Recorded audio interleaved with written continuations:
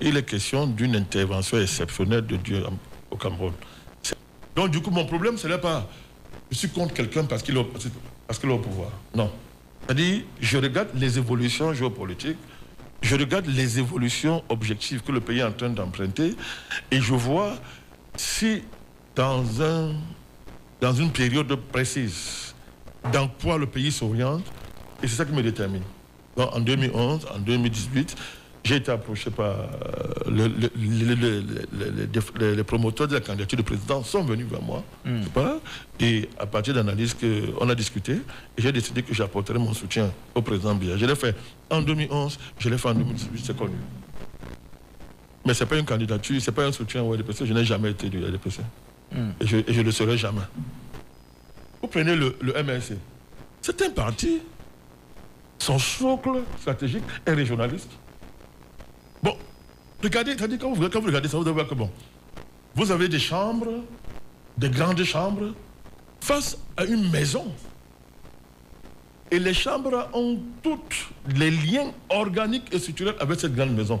Comment la victoire là est possible? Le naïf peut continuer à rêver, mais ce n'est pas possible. Parce qu'en face, vous avez le parti maire, le parti État là, c'est la maman. La maman. UNCRDP, c'est la maman. Est-ce que les gens ont rompu vraiment avec la maman? Est-ce qu'il y a eu ce qu'on appelle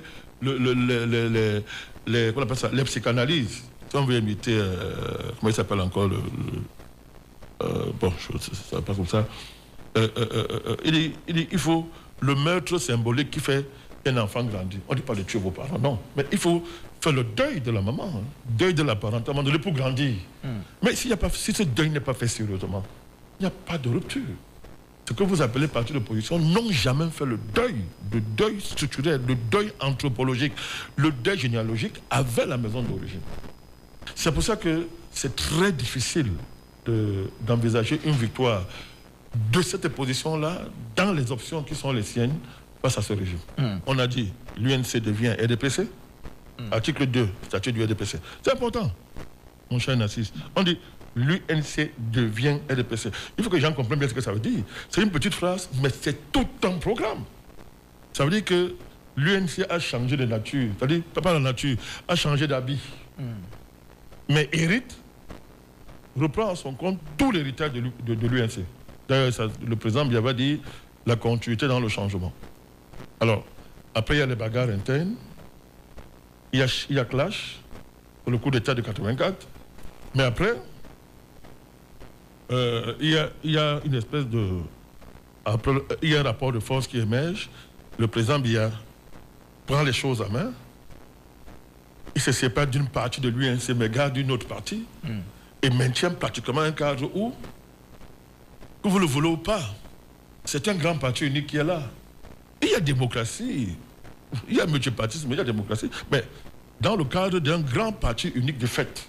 C'est-à-dire que le RDPC est là, il y a d'autres partis que vous appelez partis d'opposition, vous avez raison de les appeler ainsi d'ailleurs, en passant. Mais quand on regarde, c'est quoi?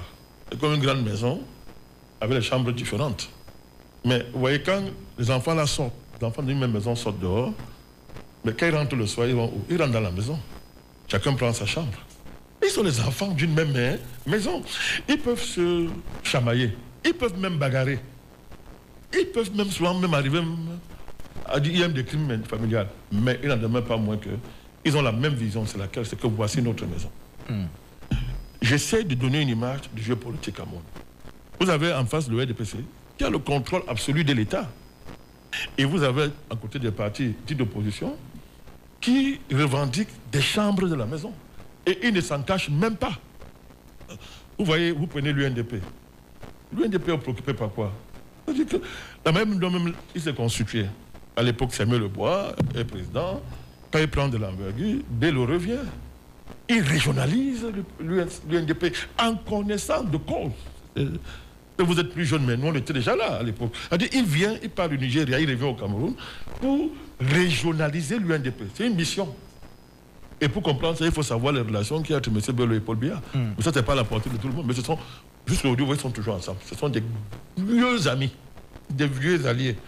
Donc, il régionalise l'UNDP, cesse d'être un parti qui avait à l'époque, dans les années 90, 92, vous n'étiez pas encore là, vous étiez très jeune, qui avait déjà qui avait une certaine envergure nationale, avec Samuel Lebois, ça devient un parti d'un parti du Nord, qui lui-même plus tard va se diviser pour créer la NDP. C'est ça, les Chiroma, les Moustapha. Vous prenez l'UDC. Je n'ai pas envie d'insulter, c'est un fait. C'est un parti départemental, c'est un parti qui se plaît dans la défense d'une démarche régionaliste. Vous prenez l'UPC, on l'a réduit à quoi? On a bassaïsé l'UPC. Et ça ne dérange personne. Même ses promoteurs sont contents, à l'aise dans ce jeu. Vous prenez, il est question d'une intervention exceptionnelle de Dieu au Cameroun. Il est question d'une intervention exceptionnelle de Dieu au Cameroun. C'était la recommandation principale de notre dernier congrès. Et je vois que vous nous suivez de très près. Donc il y a des mots qui travaillent notre pays. La corruption, dans ses diverses facettes. Mais la corruption fondamentale du Cameroun, c'est la manière dont ce pays est venu à l'existence. Il est venu à l'existence sur des modalités esclavagistes, colonialistes, et maintenant néocolonialistes. Ces modalités-là sont l'expression la plus élevée de la corruption. Or, vous êtes d'accord avec moi que la corruption ne peut qu'engendrer que la corruption. Heureusement qu'on a eu des patriotes, beaucoup de Camerounais qui se sont levés contre ça.